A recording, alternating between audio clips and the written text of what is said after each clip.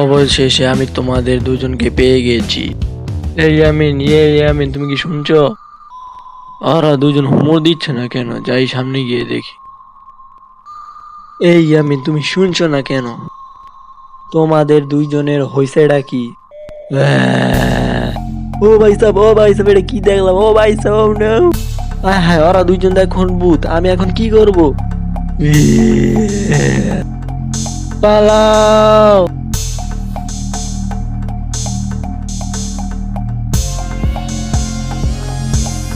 হি হি হি হি।